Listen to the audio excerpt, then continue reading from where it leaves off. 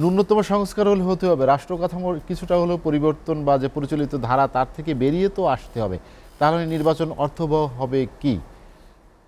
আসলে নির্বাচন, আমরা বিএনপি একটা বৃহৎ দল, এটা জনগণ যা চায় বিএনপির সেই কথাই বলতে হবে, সেটাই ভাবতে হবে। একটা বৃহৎ দলের এই চিন্তাই থাকা দরকার।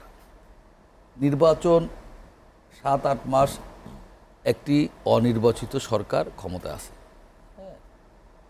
আপনার এখানে নির্বাচনের বিকল্প নাই, নির্বাচন তো করতেই হবে। সংস্কারের দোহাই দিয়ে আপনি বছরের পর বছর থাকতে পারবেন না।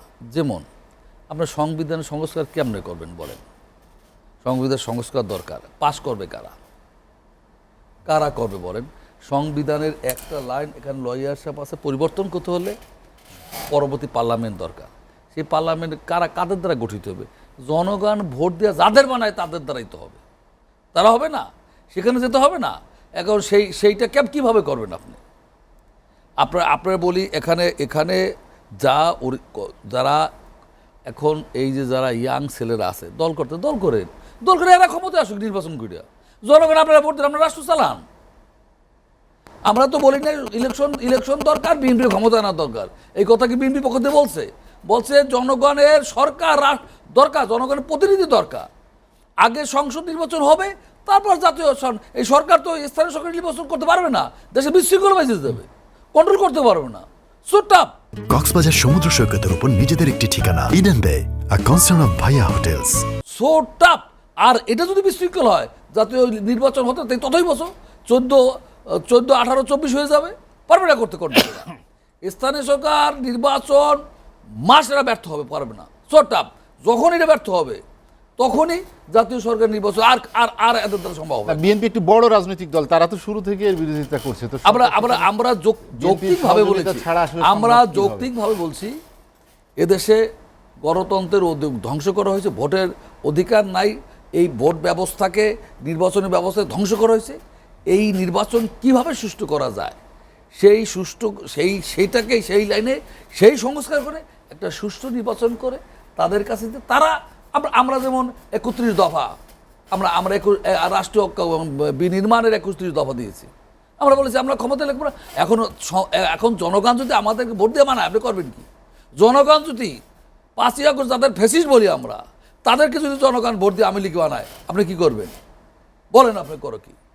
এটি তো গণতন্ত্রের বিউটি, তো এটাই গণতন্ত্রের বিউটি, এটাই সব মত পথের লোককে একটা রেইনবো সরকার আমরা বলেছি। বিএনপি 31 দফার সবাইকে নিয়ে রাষ্ট্র পরিচালনা করা, সেখানে জনগণ যদি ভোট দিয়ে আপনি করবেন কি?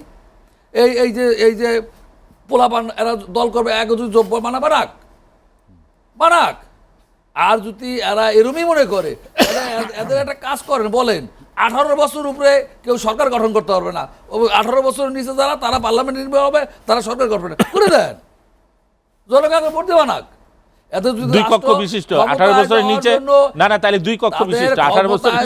তাদের যদি ক্ষমতায় যাওয়ার এতই খায়েশ থাকে, তাহলে অধ্যাদেশ জারি করে দেন, 18 বছরের উপরে কেউ এমপি দাঁড়াইতে পারবে না, সরকার এমপি মন্ত্রী হইতে পারবে না। ওই যোগেরা বিএনপি কি মনে করে যে শিক্ষার্থীদের যে দল, সেটি তাদের বড় প্রতিদ্বন্দ্বী, তারা আবার ক্ষমতায় থেকে দল গঠন, নির্বাচনের মাধ্যমে তারা ক্ষমতায় আসতে পারে? বিএনপি মনে করে একটা গণতান্ত্রিক রাষ্ট্রীয় ব্যবস্থায়, আমাদের মতো এরকম দেশে একটা সরকার থাকলে একটা বিরোধী দল, শক্তিশালী বিরোধী দল থাকা প্রয়োজন, যেটা বিগত 3টা 14, 18, 24 ছিল না, যার ফলে এদেশে যাইছে তাই হয়েছে।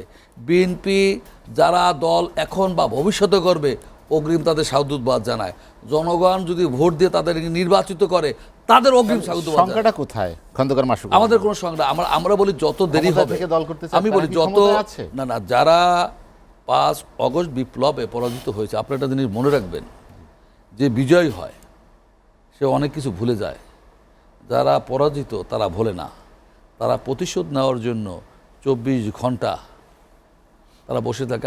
আমাকে ওই বললাম না, যে ভদ্র মহিলা, সে বড় অফিসে এসে বলছে, আমি অমুক উপদেষ্টার পিএসসি রুমে গিয়ে দেখি ভাই, আমার হাজব্যান্ড ছেলে পান, আমার ছেলের বয়সী লোক ভরা। আমি আস্তে অন্য রুমে চলে গেলাম, তারা হইচই করতেছে পিএসের সাথে। হ্যাঁ, আমার কথা, আপনারা হইচই করেন, যাই করেন, আপনারা বলেন যে এই এই অমুক অমুক একই হিসাবে দুই বিষ। আমার কথা আওয়ামী লীগ ভালো না, বিএনপি ভালো না, হাজারবার বলেন আপনারা ভালো, আপনারা দল গঠন করে নির্বাচনে অংশগ্রহণ করেন, জনগণ আপনাকে ভোট দেওক, আমি আপনাকে ধন্যবাদ জানাই। রাষ্ট্র বলেছেন আপনারা কোনো অসুবিধা কোথায়, ইলেকশন করে তো আসতে হবে। কিন্তু রাষ্ট্রীয় ক্ষমতায় বসে অনৈতিকভাবে করবেন, দিনে দিনে আপনাদের ভবিষ্যৎ অত উজ্জ্বল হবে না। এটা আস্তে আস্তে আলো নিভতে থাকবে। ইতিপূর্বে হয়েছে, কারণ অনেকবার বলেছি 69-এর গণঅভ্যুত্থানের পর, স্বাধীনতা যুদ্ধের পর যেসব ছাত্রনেতারা, 90 ছাত্রনেতারা, তারা রাষ্ট্রের ক্ষমতার পার হয় নাই, আপনারা হয়েছেন। এটা মানুষ, এদেশের মানুষ ভালো চোখে নেয় নাই, এদেশের মানুষ ভালো চোখে নেয় নাই। আপনারা একদম সিনিয়র সেক্রেটারি বয়সের ছোটো সন্তানের বয়স, আপনারা পট করে একটা ক্ষমতার হিসেবে বসে রইলেন না। আর এত বছর রাজনীতি, আপনাদের কোনো রাজনৈতিক অভিজ্ঞতা নাই, দেশ পরিচালনার অভিজ্ঞতা তো দূরের কথা। কোন এটা ইউনিয়ন পরিষদের স্কুলের, প্রাইমারি স্কুলের ম্যানেজিং কমিটি নির্বাচন অংশগ্রহণ করেন নাই, কেমনে করতে তাও জানেন না আপনারা। সিট করতে হয়, ভোট গণে কেমন সেটাও জানেন নাই, পুলিং এজেন্ট হয় নাই।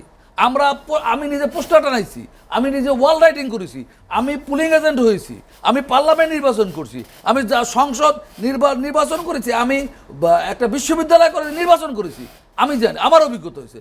অভিজ্ঞতা নাই আমি পটকের কেমন হবে? আমি একটা ডিসিকে বলতে নো, দিস ওয়ে নো, এটা সঠিক না, আপনি আমার বিকল্প বলতে হবে, সেটা আপনি বলতে পারবেন না। ইলেকশনে ভোটের দিন কী হয় তা বলতে পারবেন না। আপনার পুলিং এজেন্ট কি, পুলিশের দায়িত্ব কি বলতে পারবে না, প্রিজাইডিং অফিসের দায়িত্ব কি আপনি বলতে পারবেন না, কারণ আপনি তো এই অভিজ্ঞতা নাই। আপনার সেন্টারে ভোটই দেন নাই, আপনি কি অভিজ্ঞতা করবেন? আপনি পরিচালনা কেমনে করবেন?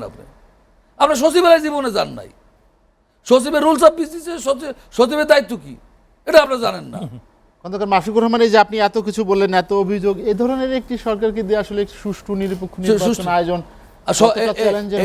এখানে প্রশ্নের সম্মুখীন হয়েছে। আমি তো বললাম আপনারা জাতীয় সংসদ নির্বাচন সুষ্ঠুভাবে করেন, যারা নির্বাচিত হবে তাদের কাছে ক্ষমতা হস্তান্তর করেন, আপনারা এদেশের ইতিহাসের পাতায় অমর হয়ে থাকবেন। কিন্তু এই যে তারা তো বলছে যে স্থানীয় নির্বাচনে একটি প্রস্তুতি হতে পারে, না প্রস্তুতি পারবে না, বিশৃঙ্খলা। সবচেয়ে কঠিন কাজ হইলো আপনার ধরেন মেম্বার নির্বাচন, সদস্য, তারপর ইউনিয়ন পরিষদ। কারণ বাড়ি বাড়ি একবারই না থাকলে আরেকবারই না থাকলে এখানে অন্যরকম হয়ে যায়।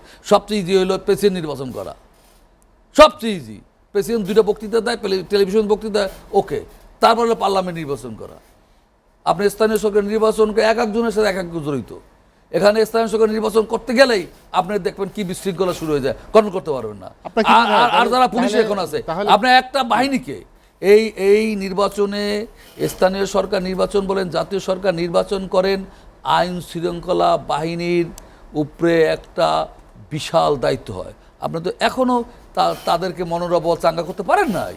খন্দকার মাশিকুর রহমান, তাহলে স্থানীয় সরকার নির্বাচনের কথা আসছে কেন? কি থেকে, কি মনে হয় আপনার দলের পক্ষ থেকে বলা হচ্ছে যে এদের মাথায় যদি ভোট চেপে বসে, এদের মাথা যদি ভোট চেপে বসে, তাহলে এদের চিন্তা ভুল হবে বললাম।